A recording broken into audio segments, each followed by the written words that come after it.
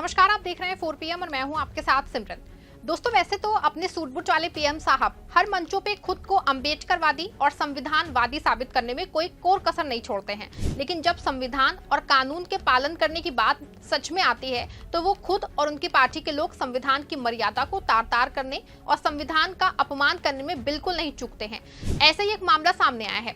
आप खुद सोचिए, जो आदमी देश का प्रथम नागरिक हो, जो आदमी संसद और कानून का सर्वे सर्वा हो, अगर वो कानून और संविधान के हिसाब से नहीं बल्कि मोदी की पार्टी के हिसाब से काम करे, तो आप इस देश में कानून और संविधान को लेकर क्या कल्पना कर सकते हैं?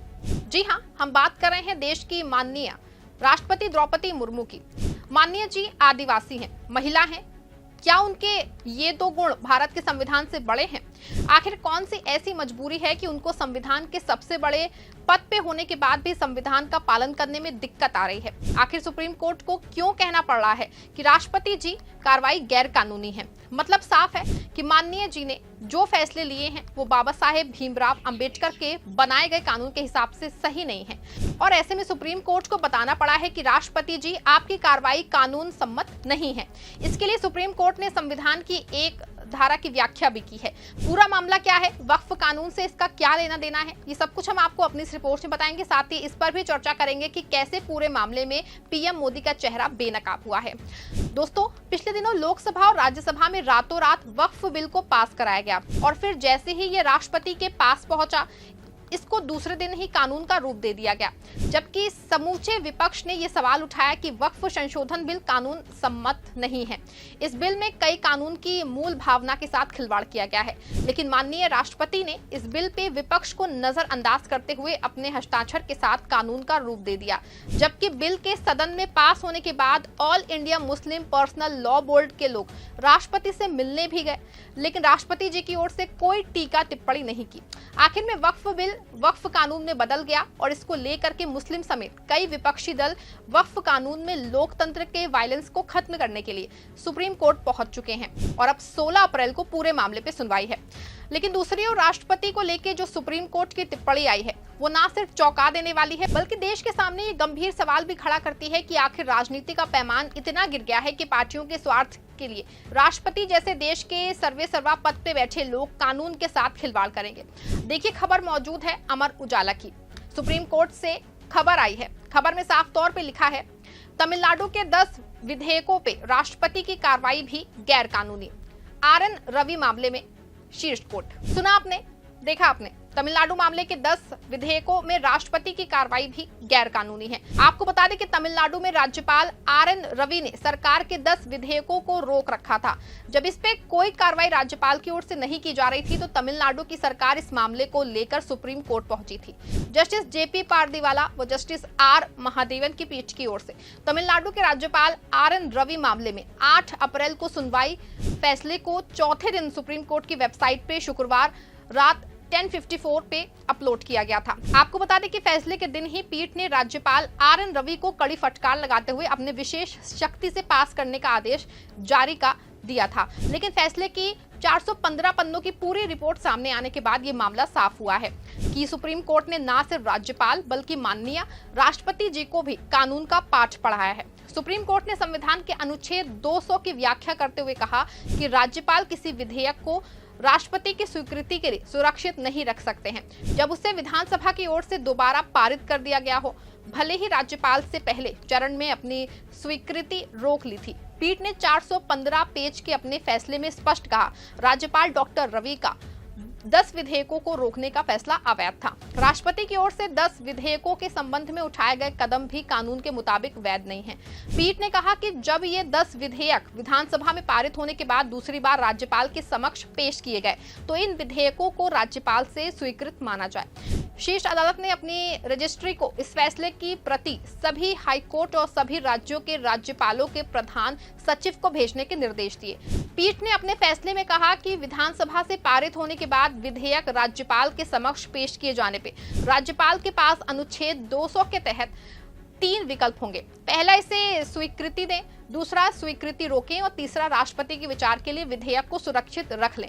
पीठ ने कहा कि जहां राज्यपाल किसी विधेयक को राष्ट्रपति के विचारार्थ सुरक्षित रखते हैं और राष्ट्रपति उस पर अपनी सहमति नहीं देते हैं, वहां राज्य सरकार को शीर्ष अदालत में जाने का अधिकार होगा। जब राष्ट्रपति अनुच्छेद 201 के तहत स्वीकृति के लिए उनके समक्ष किसी विधेयक पे निर्धारित समय सीमा के भीतर निर्णय नहीं लेते, तो भी राज्य सरकार को सुप्रीम कोर्ट से परमादेश रिट की मांग का अधिकार होगा। फैसले में कहा गया कि अनुच्छेद 200 में राज्यपाल के लिए समय सीमा निर्धारित नहीं है, लेकिन कहा गया है कि वो जितनी जल्द हो सके फैसला लेंगे। विधेयक को राष्ट्रपति के विचारार्थ रखे जाने की स्थिति में राज्यपाल से अपेक्षा की जाती है कि वो अधिकतम 1 महीने में सहमति देंगे।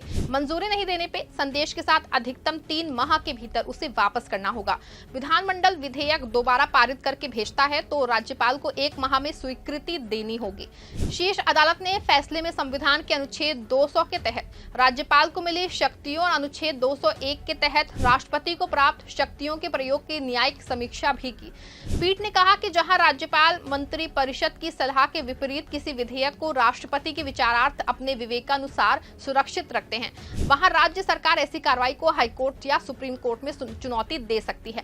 पीठ ने कहा कि अनुच्छेद 201 के अनुसार राष्ट्रपति के पास भी किसी विधेयक को मंजूरी के लिए असीमित समय तक रोकने का अधिकार नहीं है। राष्ट्रपति या तो स्वीकृति देंगे या फिर रोकेंगे। अगर राष्ट्रपति विधेयक की स्वीकृति को रोकते हैं तो इसके कारण भी स्पष्ट करने होंगे। पीठ ने कहा कि हम ये नहीं कह सकते कि राष्ट्रपति को अनुच्छेद 201 के प्रावधान का प्रयोग न करने और राज्य विधानमंडल को अनुमति ना देने के कारणों की जानकारी ना देने की अनुमति होगी, क्योंकि ऐसा करने से अनुच्छेद 200 में प्रावधान का समावेश हो जाएगा।